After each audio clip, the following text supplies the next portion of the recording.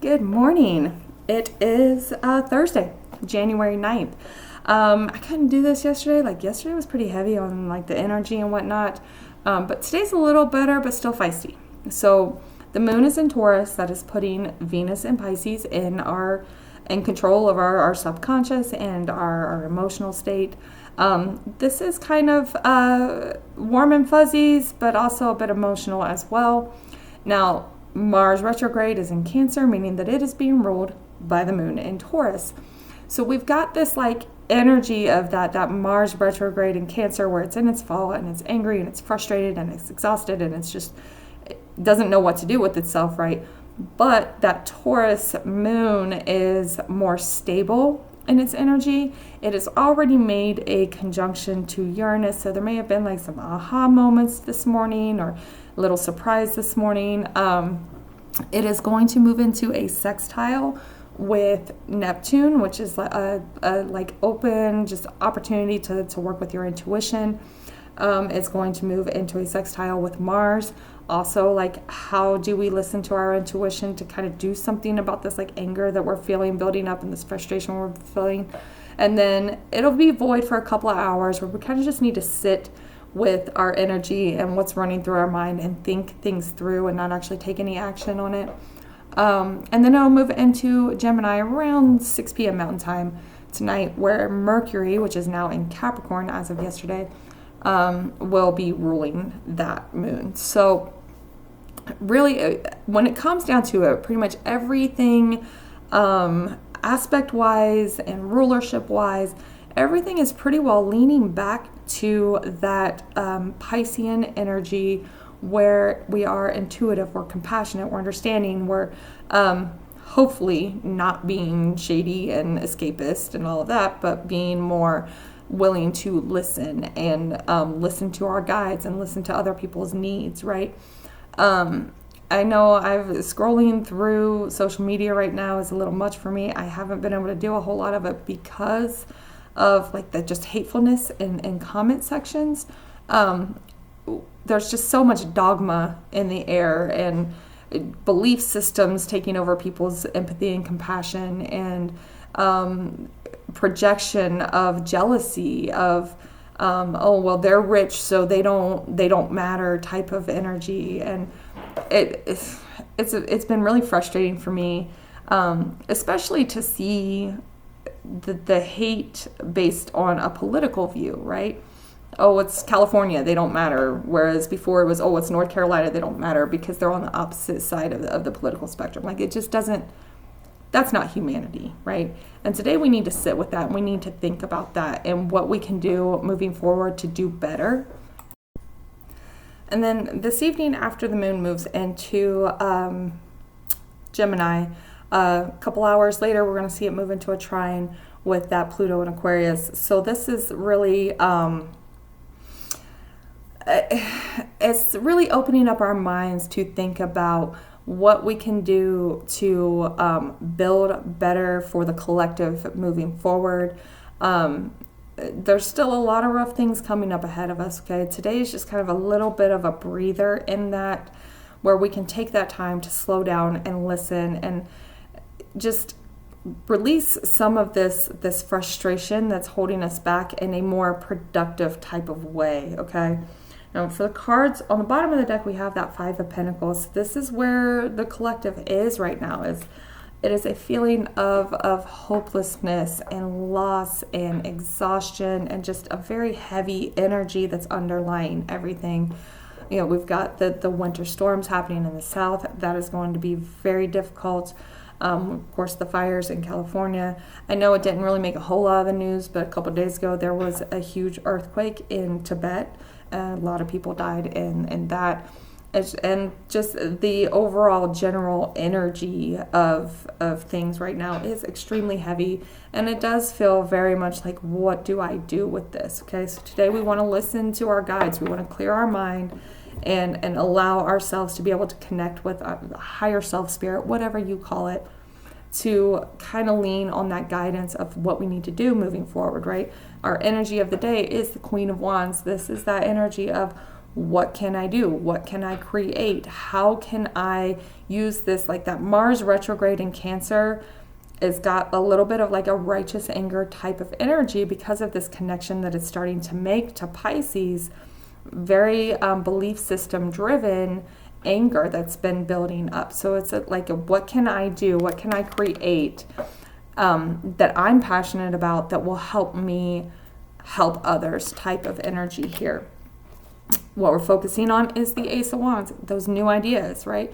We don't necessarily want to act on those things today, but we definitely want to sit and listen to them as they come in and kind of put the plans in motion. Pay attention to these new ideas that come up. Pay attention to the things that like light you up throughout the day, and how are those things going to help you build a better future, basically, okay? What we're avoiding, what we're avoiding is that Seven of Wands. So this is what I was talking about, that like dogma, classist, just holier than thou type of attitude that we're seeing in a lot of these comment sections and belief systems and the absolute horrible things that people are saying. That's a defense mechanism. It's projecting, right? It is projecting on others, and that is a defense mechanism. So we want to stop with this defensiveness. We want to stop listening to respond, right? Instead, we want to listen to understand. We want to receive those messages.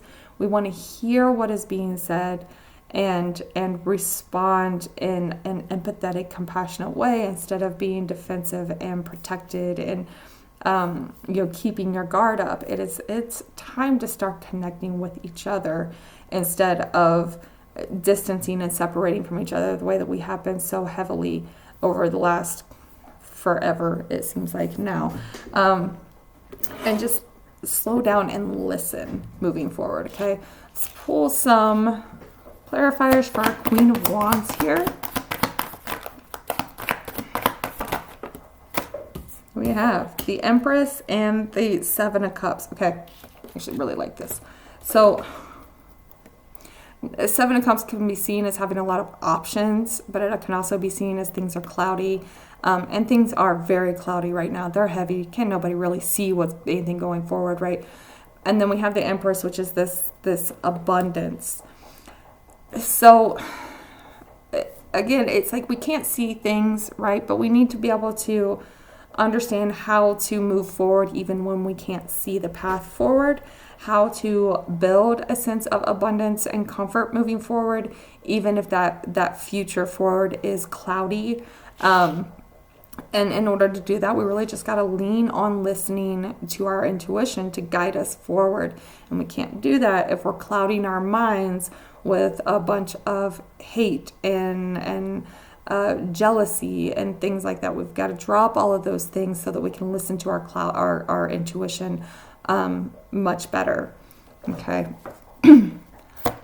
That's funny, actually. Like, High Priestess was on the bottom of that, listening to your intuition, listening to your guides.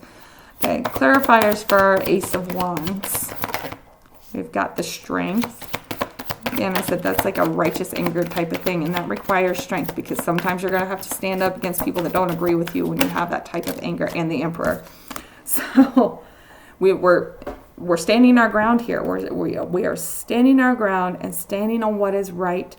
We are listening to those ideas that come in. We're making note of them. We're figuring out what we can do with those moving forward and how we can stand our ground and defend this, right? There is a difference between defending and being defensive, right? Defensive tends to be quite projecting. It's based in hate, anger, dogma, unhealed trauma, hurt, fear, things of that nature, right? Whereas defending is, I have built this thing and you're not going to tear this thing down with your hate and anger and fear and so on and so forth, okay?